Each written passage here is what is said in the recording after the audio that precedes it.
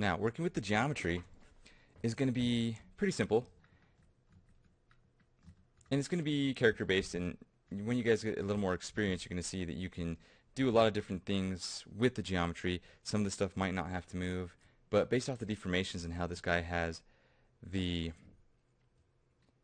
I can't think of the name of these, the sideburns, you can select the hair and the face and basically tell Maya that you want them to move together. The same thing can happen with the eyebrows. That way, if we were to take this object, which is the face, all together, and make deformations to it, it's going to be a lot easier to have these all together in some cases, and some cases it may not. You might have to do a little playing around to see if it's going to work for you or if it's going to cause you more headaches than anything. So the thing that I'm going to do is I'll just select these and I'll go to my polygon menu set. Oops, just go there. And I'm going to go up to mesh, down to combine. Now, I need to rename this just so I don't have polysurface 56. I'm just going to call it head. Maya seemed to like that. If it didn't like it, it would give it a name like head 1 or something fancy like head 2. And in this case, head worked. Okay?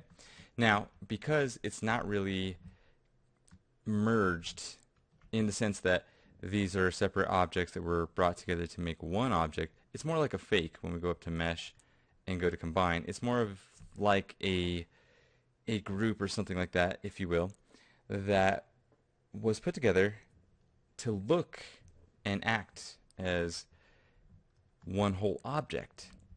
And the problem with that is that it's really not. So we do have other parts in here that we probably don't need.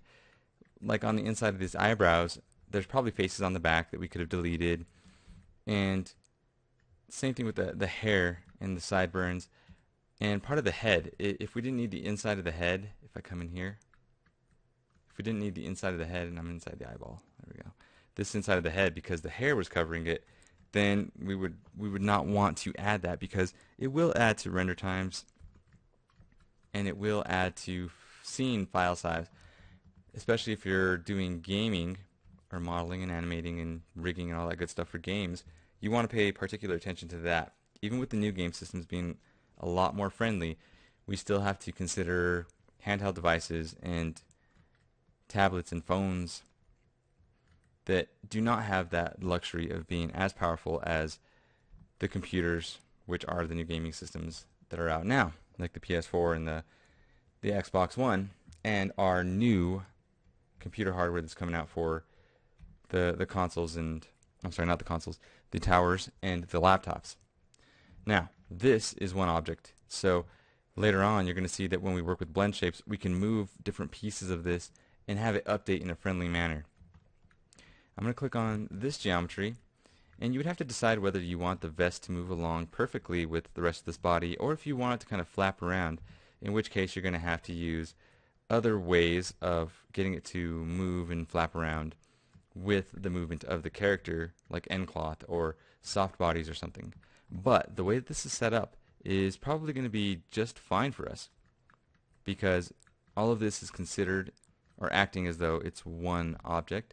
And you may have modeled the clothes off of the character because you're going to see that in here I do not see, I'll hit 4 to go to wireframe mode, I do not see any extra geometry on the inside. Okay, so don't feel like you have to have a leg inside of there unless you're going to be doing some different animations that are going to make the pants disappear and make the legs disappear or make it look as though the character is running to show the skeletal figure and geometry just like that of an X-ray or something that you would see on the Discovery Channel. So I am going to call this body, and I believe we're ready to go. So the easiest way for us to work is to take the geometry and take those joints that we had selected and to bind them. So what I need to do is I need to go back up to my animation menu set.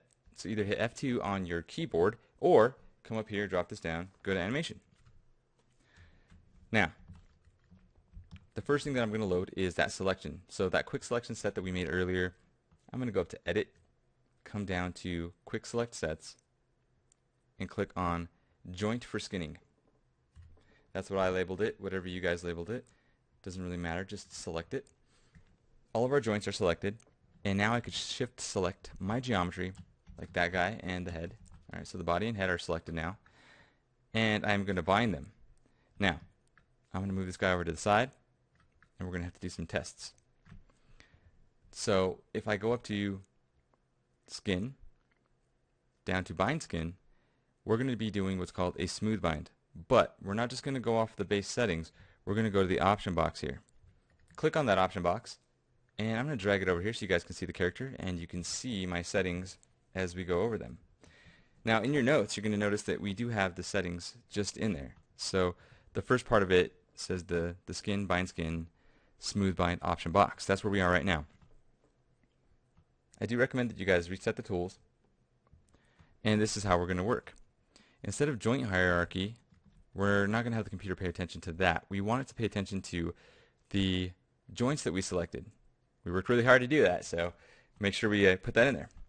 So we have the selected joints. And another thing to mention about joint hierarchy is that if you do select that, it will go off of all of the hierarchies of the selected joints. So even the children that we did not select, it's going to account for those, and it's going to bind the skin to those as well. So make sure that you do check the selected joints. That way we have a better result as well. Now, we also have the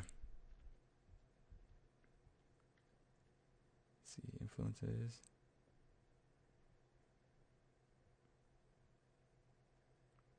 Let's see down here. Okay, so let's see here. Remove.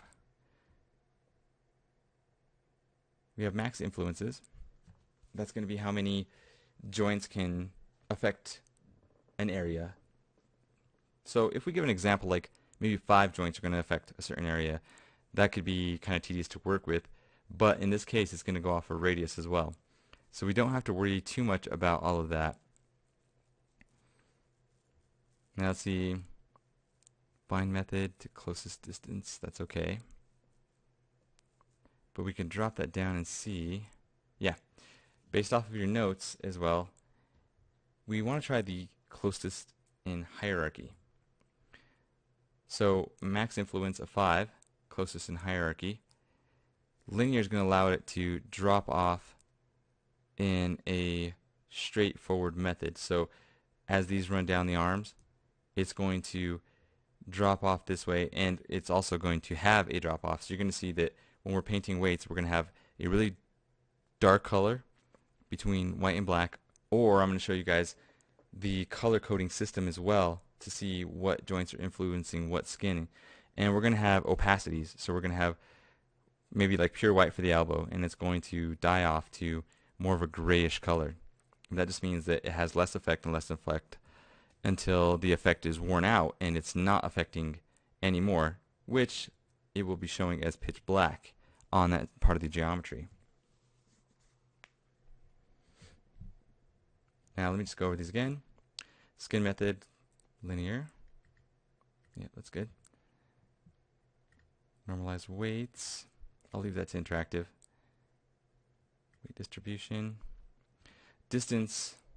It's probably going to be pretty good. You guys can play with these different settings, and one of the best ways to do it is to test the character.